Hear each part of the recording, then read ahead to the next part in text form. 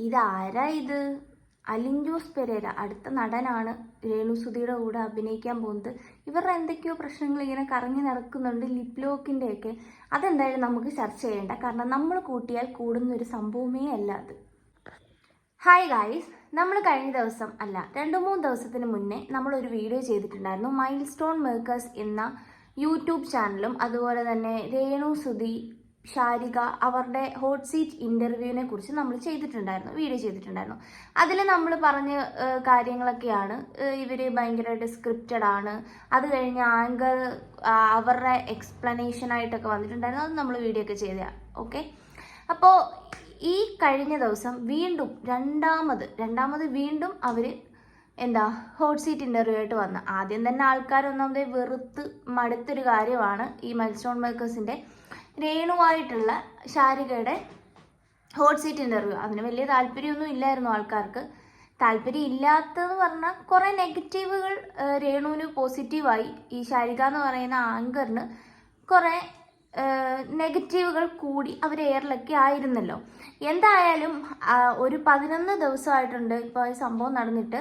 ഈ 11 ദിവസം കൊണ്ട് അവർക്ക് ഏകദേശം ഒരു 1 മില്യണിൽ മേളിലാണ് ആൾക്കാരത് കണ്ടു കഴിഞ്ഞിട്ടുള്ളത്. അപ്പോൾ തന്നെ അവരുടെ റീച്ച് നമുക്ക് ഊഹിക്കാവുന്നതേ ഉള്ളൂ. അത് പോട്ടെ. എന്തായാലും രണ്ടാമത് വീണ്ടും ഇവർ സ്ക്രിപ്റ്റഡ് ആയിട്ടുള്ള പക്കാ സ്ക്രിപ്റ്റഡ് ആയിട്ടുള്ള അന്നത്തേനേക്കാളും കുറേ വയലൻ്റായിട്ട് സംസാരിക്കുന്നതും കുറേ പക്ക ഒരു നാടകവേദി വീണ്ടും ഇവർ ഒരുക്കി അവിടെ വെച്ചിട്ടുണ്ട്. എന്തായാലും അതിൻ്റെ കുറച്ച് ഭാഗങ്ങൾ നമുക്ക് കണ്ടിട്ട് ബാക്കി സംസാരിക്കാം.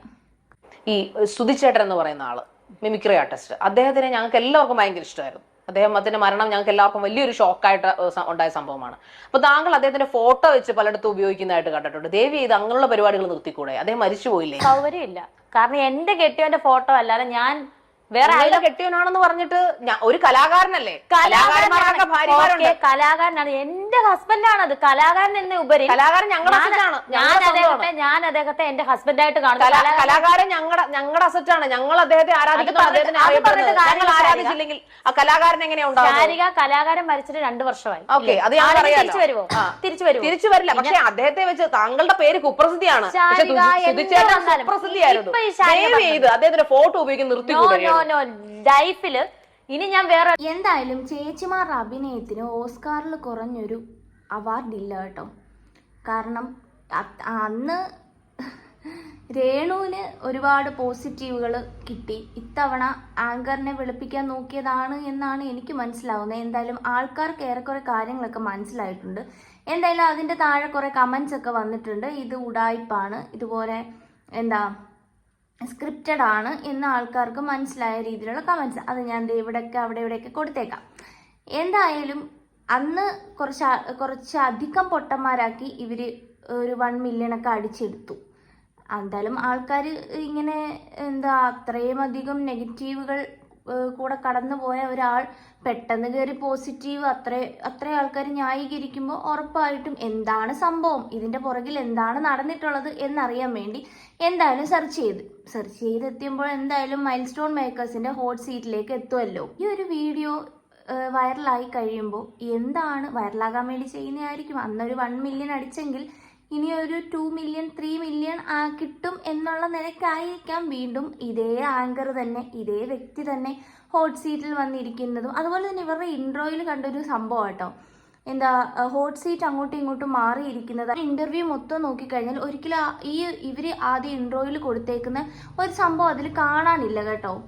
അതാണ് എനിക്ക് എടുത്തു പറയാനുള്ളത്. അപ്പോൾ ഇവർ എന്തിനായിരിക്കും ഇത് ഇൻട്രോ കൊടുത്തേക്കുന്നതെന്ന് വെച്ചാൽ ഇത് കണ്ട് ഈ അടി ഉണ്ടാക്കിയത് കണ്ട് ആൾക്കാർ കാണണം എന്നുള്ള നിലയ്ക്കായിരിക്കും. അതെന്തോ ആയിക്കോട്ടെ. എന്തായാലും ആദ്യം നടന്ന പരിപാടി ഇത്തവണ നടക്കുമോ എന്നൊരു സംശയമുണ്ട് കേട്ടോ. ആൾക്കാർക്ക് എന്തായാലും മനസ്സിലായല്ലോ ഇവരുടെ 2 പേരുടെയും ഒത്തുകളി. എൻ്റെ പൊന്നോ, രേണു ഒരു നടിയാണ് എന്നുള്ളതിൽ സംശയമില്ല.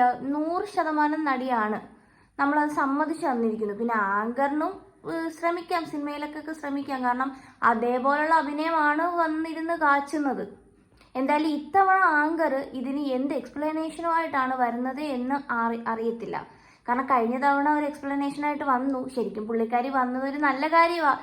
കാരണം പുള്ളിക്കാരി പറയുന്നുണ്ട് ഇതൊക്കെ രേണുവും കൂടെ അറിഞ്ഞിട്ടാണ് എന്നുള്ള കാര്യം. രേണു എന്തിനു വേണ്ടിയാണ് എന്നറിയത്തില്ല. പക്ഷെ ഇവര് ഇപ്പൊ പറയുന്നൊരു കാര്യമുണ്ട്, രേണു പറയുന്നൊരു കാര്യമുണ്ട്, അന്ന് അന്ന് കിട്ടിയ നെഗറ്റീവുകൾ വെളുപ്പിക്കാൻ വേണ്ടിയാണോ ആങ്കറെ ഇത്തവണ എന്നെ വിളിച്ചിരുത്തി ഇങ്ങനെ പറയുന്നതെന്ന്. എന്തൊക്കെയാടേ.